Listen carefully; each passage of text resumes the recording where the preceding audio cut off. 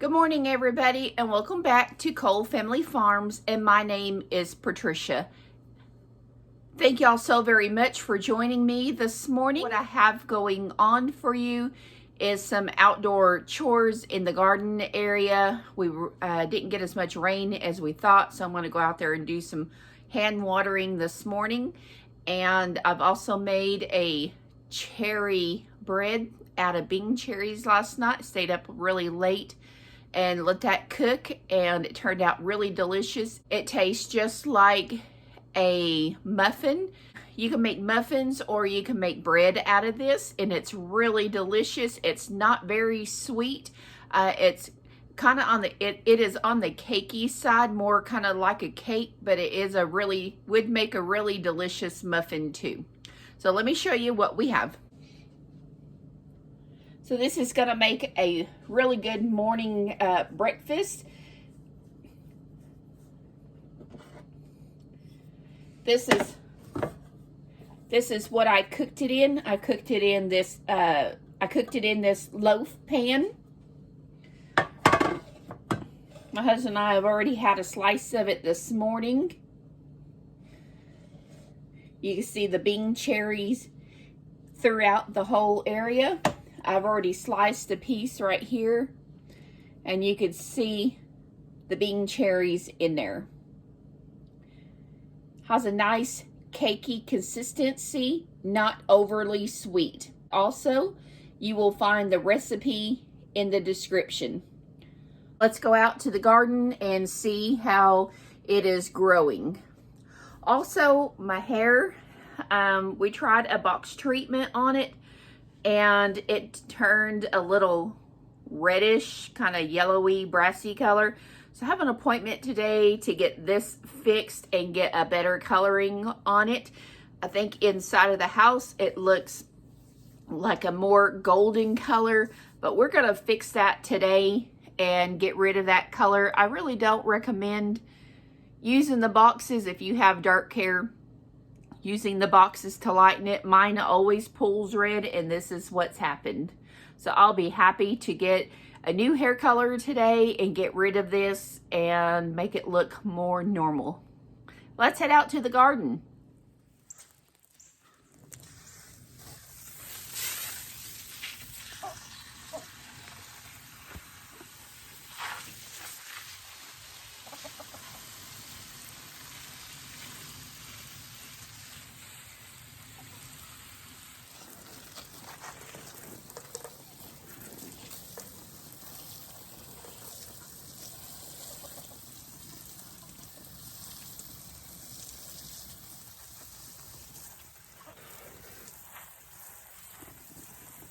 Where I'm watering right now is a group of wildflowers growing in there. And these are yellow wax peppers here. Some are coming up better than others. More green beans growing here. In the wheelbarrow, we have our pumpkin seeds.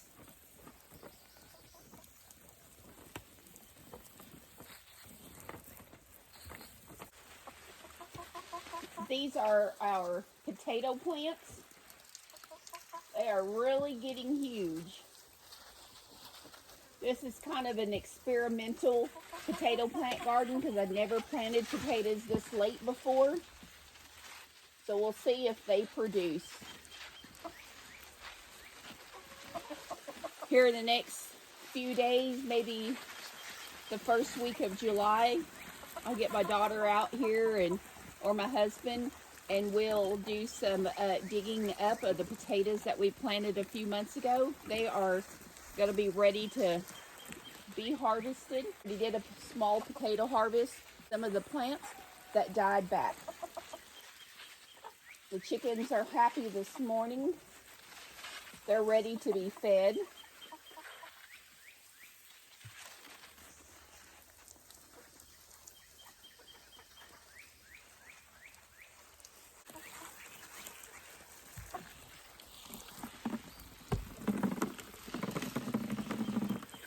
Get all my little trees watered.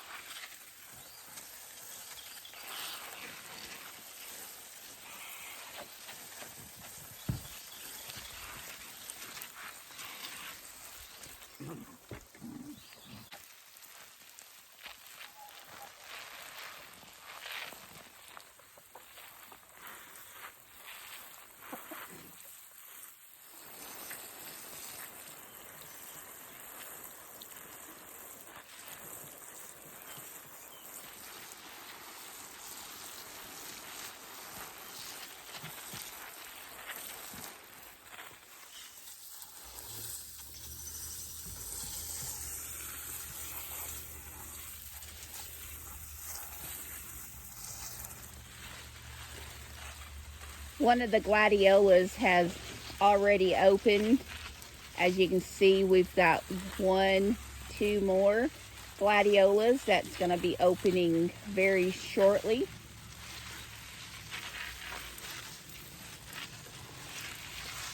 Just give everything a really good drink this morning. It's going to be a few days before we get any rain.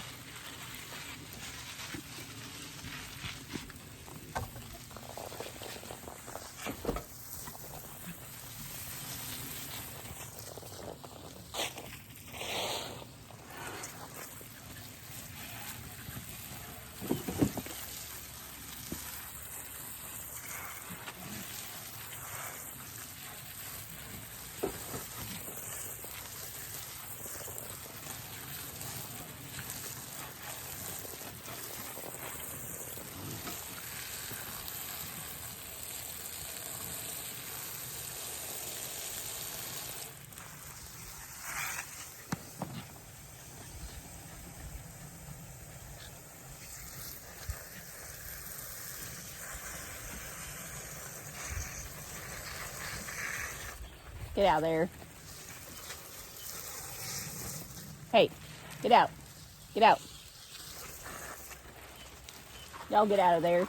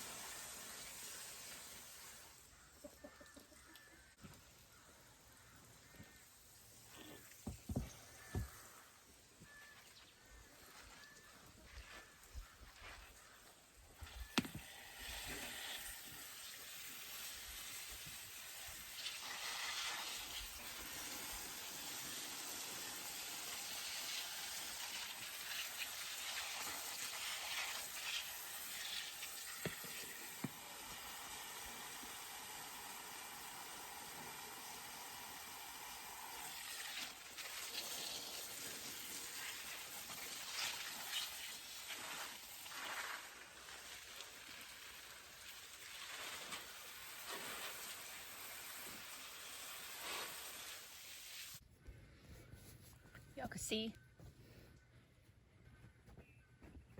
in this bucket right here, you can see some of my baby carrots growing up in there. We'll let them die back, and I'm not really sure when to pick these, but we'll certainly watch these grow. And y'all, I have new puppies. They're actually rescue puppies, and this one right here is Bonnie, and they are being very playful. They love to be played with. I'll tell you more about their story here in a while, but I'm grateful to have these 3 little puppies. So I've started a small new adventure, and I have more coming in the mail. As you see, this is just a little tote. It has zippers on the side, and as we walk closer, you can look down in here and see that I have compost, manure, soil, and down in here, let's show you what is in here.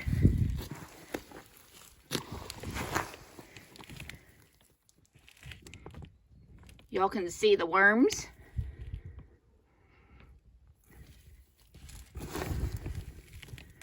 They're growing everywhere in here. Now I hear that this one in particular is an invasive species. If it has the white around it compared to this one here that has the red, I hear that this one is an invasive species. So we will use these to fish with when my grandsons come up. I have a few of these in here, and these were all just dug up at the farm. And I don't know how they got in here, because they were in the barn, and slowly over the last few weeks, every time I would see a worm, I would put it in this tote. Now it's going to get hot in this greenhouse. I can't leave them here, so we're going to have to find them a shady area. They'll either go in the basement, or we'll move them over to the other side of the building where it always stays shade, and I'll put a roof over it. Sometime this week, I have another one of these totes. I have a core that I have ordered that we're going to break it up with water and fill it. We're going to keep the worms separate, and we have ordered 500 worms to go in that tote. So we'll see if we can get them fattened up and have good fishing worms. And not to mention that the castings are going to be great for the garden. Get our chicks fed.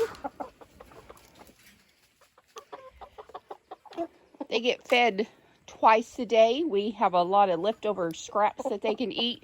So those come out usually in the evening along with the corn. And then in the morning I give them corn. And then they can continue to eat the leftovers, veggies that we feed them. So let me introduce the 3 little puppies. This is Gracie. She was the sickest, but she is doing well with my husband's great veterinarian skills. Gracie has definitely come the longest. This one here, we named her Bonnie. And she's also just very lovable. Gracie is the sweetest. She believes that she belongs in the house, so every chance that she gets, she is in the house. She often sleeps in the house at nighttime, and then we let her out. Our other one is Clyde. He's over here. He is much more skittish. I rarely get to pet him. But talking about good guard dogs, I do know a little bit of history on these puppies here. I know that their mother was Great Pyrenees, and we're not for sure what the father is. We know that she had seven or eight puppies. The neighbors took one of the little red puppies. Unfortunately, 3 of them were so sick that they did not survive. We did manage to keep 4. The other one is very standoffish. We have to feed it, and we don't know if it's a boy or girl, from a distance, so we have not even gotten close to it, but it is not red, it is not black, it is gray with black spots, kind of a maybe some Catahoula in it. But Gracie, she's just the sweetest. This is my grandson's favorite dog. And here's Bonnie. She loves also to be petted. But these puppies are so sweet. I'm so glad that we got them. And they clearly are just puppies. We have actually had them for about a month and a half, 2 months, probably about a month and a half, I would say. And we finally nursed them back to health. My husband is a very good farmer. He knows a lot about vet stuff. He majored in animal science in college, and did really good vet work with these puppies. And they've had all of their shots. They're just, I mean, extremely active little puppies. Like I said, Clyde, you probably saw all 3 of the puppies at one time, but he will not come up and let me pet him, but he does eat with the others. In his own time, he'll come around.